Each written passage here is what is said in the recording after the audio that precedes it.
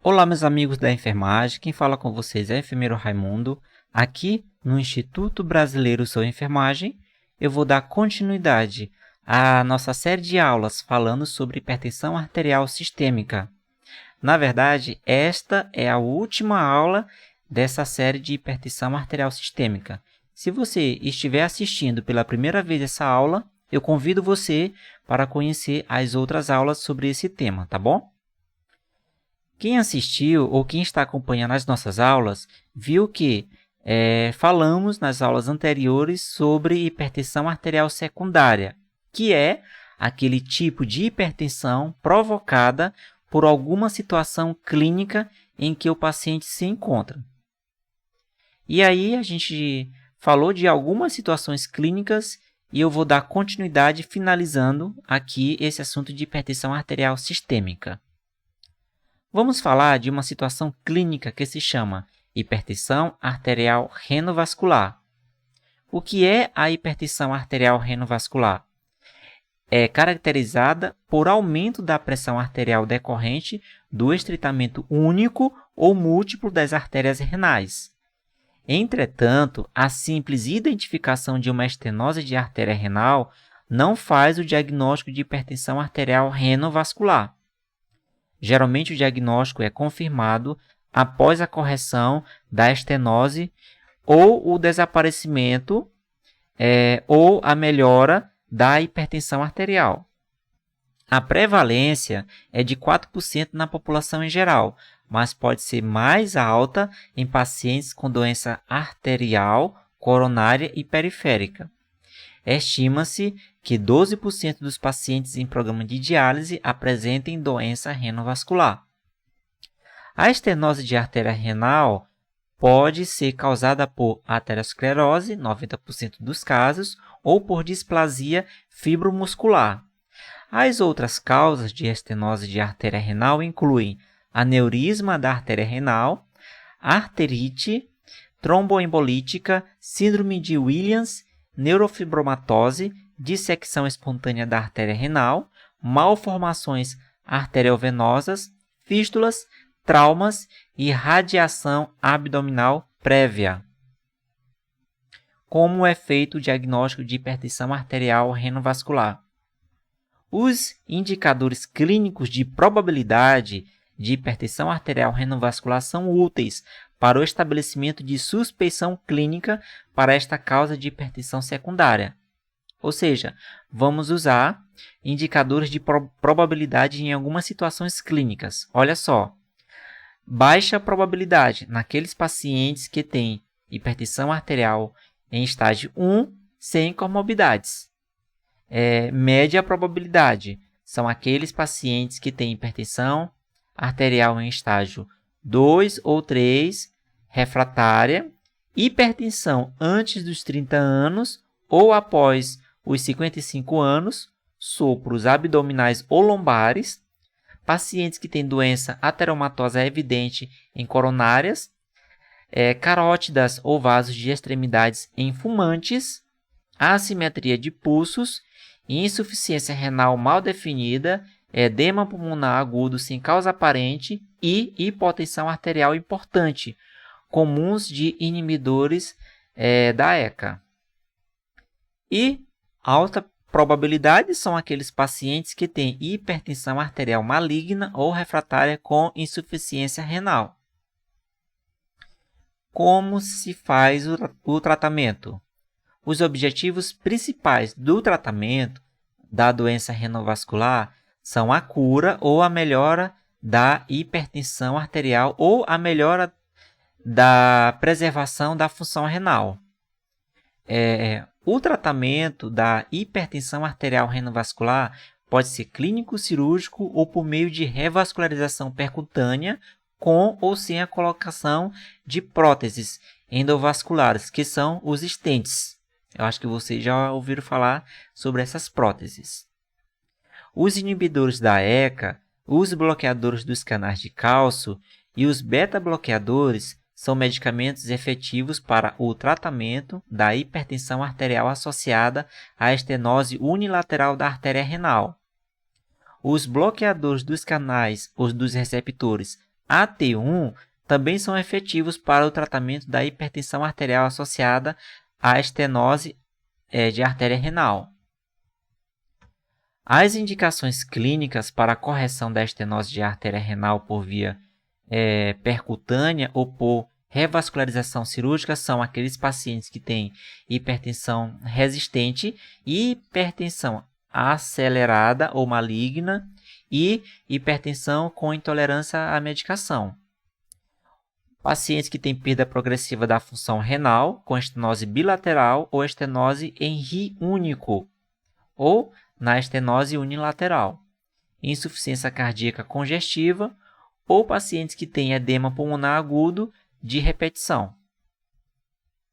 O tratamento cirúrgico está indicado nos casos de obstrução total da artéria renal, grandes fístulas arteriovenosas, lesão de aorta englobando as artérias renais, insucesso do tratamento endovascular, insucesso do tratamento clínico e, nesse caso, a técnica a ser empregada vai depender da experiência e da decisão da equipe médica.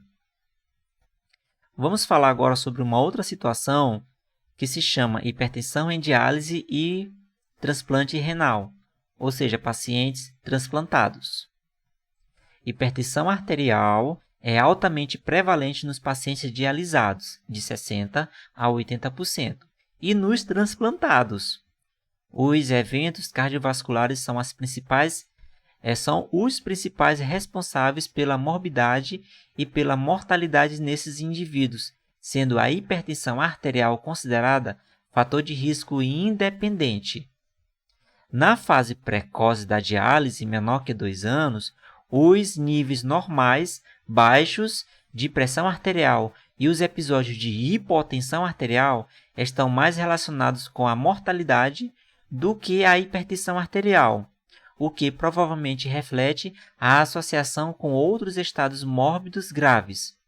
Ou seja, pacientes que têm, no começo de diálise, até menor que 2 anos, eles têm uma probabilidade muito grande de irem a óbito não por conta de uma hipertensão, mas sim uma hipotensão. E com o tempo essa pressão arterial nesses pacientes dialisados vão aumentando. Em fases mais tardias e principalmente após 5 anos, a hipertensão arterial representa papel mais relevante para mortalidade nesses pacientes, que foi o que eu acabei de falar. Tem sido relatada intrigante elevação do risco de mortalidade na vigência de redução acentuada, no caso menor que 110 milímetros de mercúrio da pressão arterial sistólica pré-dialítica, ou seja, aqueles pacientes antes de começar o tratamento, se eles começarem esse tratamento de diálise, tendo uma pressão arterial menor que 110 milímetros de mercúrio na pressão sistólica. A curva de associação entre pressão arterial e mortalidade adquire padrão em forma de U, em que os pacientes de maior risco são aqueles muito hipertensos, com uma pressão arterial pré-dialítica maior que 180 milímetros de mercúrio, e os muito hipotensos, aqueles que têm uma pressão arterial sistólica menor que 110 milímetros de mercúrio. Sugere-se que esta condição seja evitada, tanto quanto possível, assim como maior atenção deve ser dada à hipertensão arterial pós-dialítica. Hipertensos em diálise são em geral mal controlados, em decorrência da hipovolemia, hiperatividade simpática, alterações do sistema renina, angiotensina, aldosterona, concentração de sódio do dialisado, hiperparatiroidismo, uso de eritropoetina e redução da resposta vasodilatadora dependente do endotélio, sendo a sobrecarga de volume o mais importante. Tratamento. O tratamento nos pacientes em programa de diálise pode ser feito com todas as classes de medicamentos antihipertensivos, exceto exceto os diuréticos tiazídicos e os de alça nos pacientes anéfricos ou que não apresentam diurese com os diuréticos, além da adequação da diálise. Nos transplantados, há evidência de que os medicamentos que bloqueiam o sistema renina-angiotensina podem melhorar os resultados. Nos pacientes em que o uso de ciclosporina, os bloqueadores do canal de cálcio são indicados por reverter a vasoconstricção ocasionada pela medicação. E o verapamil e o diltiazem podem aumentar os níveis séricos de ciclosporina. Vamos falar agora sobre a coactação da aorta. A clássica coactação da aorta consiste no estreitamento da aorta em topografia próxima ao canal arterial, região istmica. É comum de paciente ter hipertensão secundária, especialmente em crianças e adultos jovens, em que há evidência de níveis de pressão arterial mais elevada em membros superiores em relação aos membros inferiores, ou quando há ausência ou diminuição de pulsos em membros inferiores. Como que é feito o diagnóstico da coactação da aorta? Os exames complementares diagnósticos indicados são ecocardiograma e angiografia por ressonância magnética. É muito importante o diagnóstico precoce, pois pode ser causa de insuficiência cardíaca na infância e na relação inversa entre o tempo de exposição à hipertensão e a reversão desta após a correção. Como é feito o tratamento? A intervenção pode ser realizada por procedimentos endovascular, através da dilatação com balão, principalmente em criança, ou por cirurgia. A resolução da hipertensão em aproximadamente 50% dos casos. Os demais pacientes permanecem hipertensos, principalmente se intervenção ocorrer numa fase mais tardia. E por último, vamos falar sobre a síndrome da apneia obstrutiva do sono. A síndrome da apneia obstrutiva do sono é definida como a obstrução recorrente completa ou parcial das vias aéreas superiores durante o sono, resultando em períodos de apneia, dessaturação de oxihemoglobina e despertares frequentes com sonolência diurna. Está relacionada ao desenvolvimento de hipertensão arterial independente da obesidade e alterações precoces da estrutura e da função arterial, sendo reconhecida como fator de risco para aterosclerose e doença cardiovascular. A ativação simpática e as respostas humorais, como consequência aos episódios repetidos de hipoxemia, causam vasoconstricção, disfunção endotelial, elevação do PCR, aumento dos níveis de fibrogênio, da cistocinase, da pressão arterial.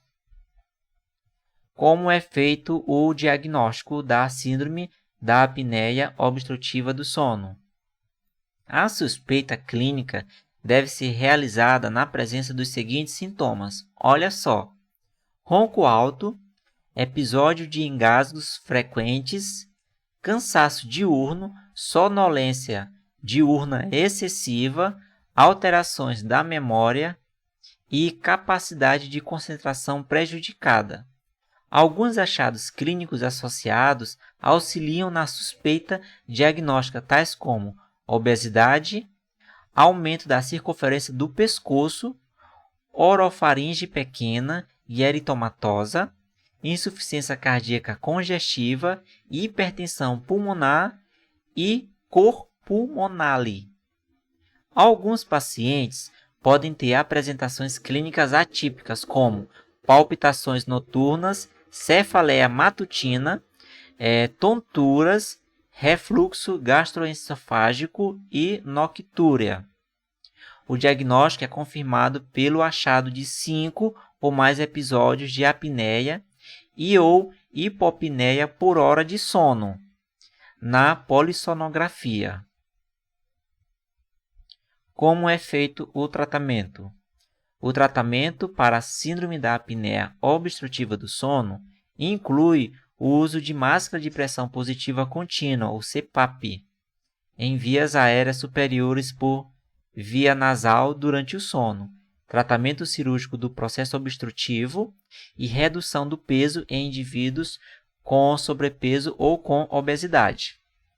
Bom, pessoal, com esse último slide, eu encerro esse assunto sobre hipertensão arterial sistêmica. Eu espero que vocês tenham gostado das nossas videoaulas, né? Eu espero ver vocês aí nas nossas próximas videoaulas. Comentem aí nas nossas redes sociais, dê a força aí para o nosso vídeo, tá? Até mais então e tchau, tchau.